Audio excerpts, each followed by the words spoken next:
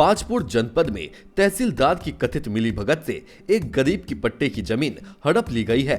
बाजपुर के ग्राम केशुवाला के जोगा सिंह का आरोप है कि करम सिंह पंडा नाम के एक व्यक्ति ने तहसीलदार से मिलकर फर्जी दस्तावेजों के जरिए उसकी जमीन का पट्टा नाबालिग केवल पंडा के नाम करा दिया। करम सिंह ने इस खेल में अपने को केवल का चाचा दर्शाया है, जबकि दोनों का दूर दूर तक कोई रिश्ता नहीं है। जोगा सिंह का यह भी कहना था कि पट्टे वाली भूमि बिना किसी रिश्तेदारी के नहीं चढ़ाई जाती है। पटवारी लवकेश शर्मा ने भी लिखित में इस रिश्ते को फर्जी बताया है। इधर पीड़ित पक्ष इस मामले में निष्पक्ष कार्रवाई को लेकर तहसीलदार के कार्यालय पर जमा हुआ और नारेबाजी भी की। ये जी एक पट्टे की ज़मीन थी बाजपुर में ना, पट्टे की जो गवर्नमेंट द्वारा मिलती है, तो ये फर्जी तरीके से करम सिंह पड्डा बाजपुर में है। इसने अपने पोता के नाम करवा रखी है, केवल पड्डे के नाम, करम सिंह पड्डे ने। और ये पट्टे की ज़मीन तो किसी व्यक्ति दूसरे के नाम जाती नहीं है, बिना रिलेशनशिप के नाम। और इन्होंने इसमें एक चाचा भतीजे का रिश्ता दिखाया हुआ है तहसीलदार के वहाँ आदेश में कि ये मेरे चाचा लगते हैं और मैं इनका भतीजा लगता हूँ, जो कि इस परिवार से हमारा दूर दूर तक कोई रिश्ता नहीं है। जिसमें एक ये पटवारी ने भी लिख के दिया, लवकेश पटवारी है, इसने भी हमें लिख के दिया है कि जोगा सिंह का केवल पड्डा से कोई रिश्ता नहीं है। पर आदेश में इन्होंने ये दिखाया हुआ है कि जोगा सिंह केवल पड्डा का चाचा भतीजे का रिश्ता है, क्योंकि बिना रिलेशनशिप के नाम तो पट्टे की ज़मीन जाती ही नहीं है। तो ये फर्जी तरीके से इन्होंने हमारी पट्टे की ज़मीन अपने नाम करवा रखी है। Bureau report, Nation One. प्रदेश के शहरी विकास मंत्री मदन कौशिक और वन मंत्री हरक सिंह रावत ने आज कूड़ा निस्तारण के संबंध में अधिकारियों की बैठक ली। बैठक लेते हुए उन्होंने कहा कि आज से सॉलिड वेस्ट मैनेजमेंट का विशेष मॉडल लागू होगा और इस मॉडल से कोटद्वार का काफी फायदा होगा, जिसे पर्यावरण प्रदूषण बोर्ड का निदेशालय देखेगा। इसके लिए शहरी विकास और सचिव उद्योग अपना प्रस्ताव भेजेंगे।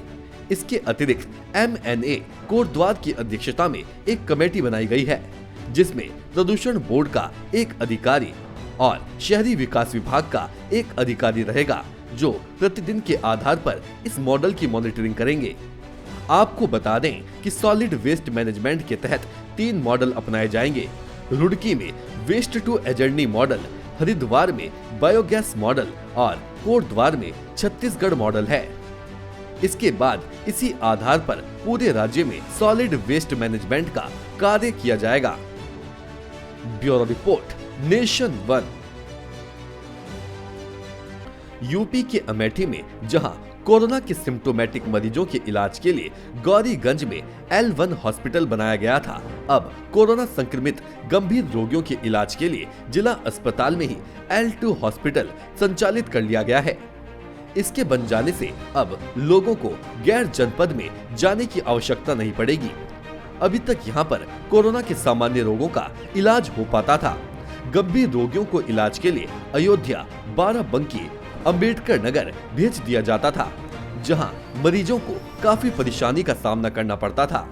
CMO डॉक्टर RM श्रीवास्तव ने जानकारी देते हुए बताया कि गंभीर रोगों के इलाज के लिए स्टाफ को प्रशिक्षित किया गया है। अब उन्हें दूसरे जिले में इलाज कराने के लिए जाने की जरूरत नहीं पड़ेगी। ऐसा है, यहाँ पे पहले L1 100 बेड का अटैच अस्पताल चल रहा था। रोगी जब गंभीर होते थे तो हम उनको अंबेडकर नगर मेडिकल कॉलेज में रेफ़र करते थे। 2.5 से 3 घंटा मरीज को पहुँचने में लगता था, कठिनाई होती थी मरीज को भी, और मरीज की डेथ होने पे हमें भी कष्ट होता है। तो इसलिए हम लोगों ने L2 हमारा तैयार है 100 बेड का। नेशन वन के लिए अमेठी से अशोक श्रीवास्तव की रिपोर्ट। यूपी के अमेठी में सूरतगढ़ के ग्राम प्रधान ने अपने भाई के लापता होने के बाद गांव के शशांक सिंह उर्फ शानू सिंह पर भाई को गायब करने का आरोप लगाया है। फिलहाल पुलिस ने शशांक सिंह पर मुकदमा दर्ज कर लिया है। मुकदमा पंजीकृत कर थाना प्रभारी ने तत्काल SP अमेठी दिनेश कुमार को मामले की जानकारी दी। मामले का खुलासा करते हुए पुलिस ने बताया कि सूरतगढ़ निवासी दिनेश सिंह की हत्या के प्रयास के मामले में सलमान जेल गया था, जो कुछ समय पहले ही छूटकर आया था। सलमान के छूटकर आने से दिनेश सिंह को अपनी जान का खतरा महसूस हुआ और अपने दोस्त के साथ साजिश रचकर 17 अगस्त को सलमान की गला घोंटकर हत्या कर दी। ये प्रकरण सूरतगढ़ का है। सूरतगढ़ के निजाम ने थाना हाजा पर यह रिपोर्ट करी कि उनके भाई 17 की रात 7 बजे से घर से नहीं आए हैं। 18 को उन्होंने ये खबर दी थी, तत्काल अभियोग पंजीकृत किया गया, टीमें सक्रिय की गई। टीमों की सक्रियता के परिणाम स्वरूप हमको ये तथ्य प्रकाश में आ गया कि इसमें 4 अभियुक्तगण हैं, जिसमें कि हिमांशु, शानू, विनीत और दिनेश नाम के 4 अभियुक्त हैं, जिन्होंने इसको घर से बुलाया और उसके बाद 1 वर्ष पुरानी इनकी शत्रुता थी। पूर्व में दिनेश और सलमान के बीच में मारपीट हुई थी, जिस शत्रुता के चलते दिनेश ने अपने मित्रों के साथ मिल करके सलमान को गौरियाबाद पे बुलाकर उसकी हत्या करके उसका शव गोमती नदी में फेंक दिया। नेशन वन के लिए अमेठी से अशोक श्रीवास्तव की रिपोर्ट। खबर यूपी के अमेठी से है, जहां आगामी गणेश चतुर्थी व मुहर्रम के त्योहार के मद्देनजर कलेक्ट्रेट सभागार में डीएम की अध्यक्षता में सभी धर्मगुरुओं व संप्रभान लोगों के साथ एक शांति समिति की बैठक की गई, जिसमें पुलिस व प्रशासन के अन्य अधिकारी भी शामिल रहे। बैठक के दौरान डीएम अरुण कुमार ने सभी से अपील की कि गणेश चतुर्थी त्योहार में कोई मूर्ति नहीं रखी जाएगी, न ही मुहर्रम के मौके पर किसी तरह का कोई जुलूस निकाला जाएगा। सभी धर्म के लोग अपने अपने घरों में पूजा कर लें।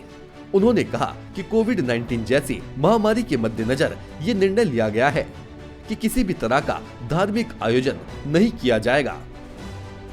आगामी मुहर्रम और गणेश चतुर्थी को लेकर जनपद स्तर पर पीस कमेटी की बैठक की गई थी। इसमें सभी धर्मों के जो धार्मिक गुरु हैं और जनपद स्तरीय अधिकारी हैं, कप्तान साहब हैं, सबके साथ में बैठकर चर्चा हुई है कि किस प्रकार से हमें आगामी त्योहारों पर अपनी व्यवस्थाएं रखनी है। और इस पर लक्ष्य दिया गया है कि किसी प्रकार का कोई जुलूस समूह में बैठना इत्यादि नहीं होंगे और जो भी त्यौहार है वो अपने घर में बैठ के मनाया जाना है।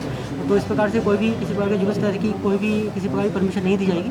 और यहाँ पर बैठे हुए जितने भी लोग हैं उन सभी ने इस बात का समर्थन भी किया है और अपने विचार व्यक्त किए हैं। और प्रशासन और पुलिस जो है पूरी तरह से इस पर मुस्तैद रहेगा और हमारी जो टीम है वही लगातार उन्होंने काम करना प्रारंभ कर दिया है। नेशन वन के लिए अमेठी से अशोक श्रीवास्तव की रिपोर्ट। इस समय अमेठी से बड़ी खबर आ रही है।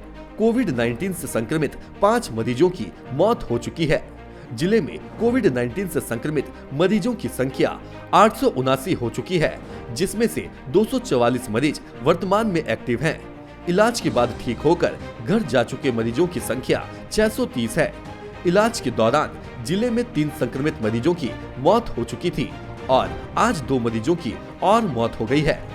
इस तरह कुल 5 मरीजों की मौत हो चुकी है। वर्तमान में ये है कि हमने 200 मरीज हमारे पड़े हैं होम आइसोलेशन में।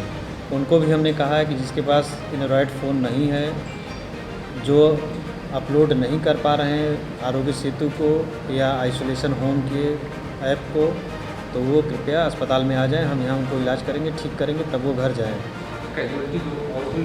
नहीं, 2 टोटल 3 पहले भी थी, 2 अभी हुई हैं। एक अंकित की हुई है, एक संजय कुमार की हुई है। अंकित 22 साल के हैं। ये जो है 12 मई को सूरत गुजरात से आए थे, कपड़ा का व्यापार काम करते थे। इनको इलाज इनका चल रहा था 2 महीने से, 12 मई से लेके बाराबंकी में ही। कल जब इनको बुखार आया तो इनको वहाँ पे डॉक्टरों ने कहा कि पहले कोरोना कराइए, तो हैदरगढ़ में इन्होंने अपनी जांच कराई थी, पॉजिटिव आ गए। जब पॉजिटिव आ गए तो उन्होंने कहा कि अपने ज़िले अमेठी में जाइए, वहीं भर्ती हो जाइए। तो हमारे यहाँ रात को आए थे वो 12 बजे। जब आए थे तो बहुत ही गंभीर थे, उनका SpO2 जो है 64 था। तो हम लोगों ने जब 90 आ गया है, ठीक बचने के उस पर आ गए, तो हम लोगों ने भेज दिया अम्बेडकर नगर। वहाँ वो पहुँच गए 1:30 बजे, इलाज शुरू हुआ है। आज सुबह उनकी जो है 7:40 पर मृत्यु हो गई। नेशन वन के लिए अमेठी से अशोक श्रीवास्तव की रिपोर्ट।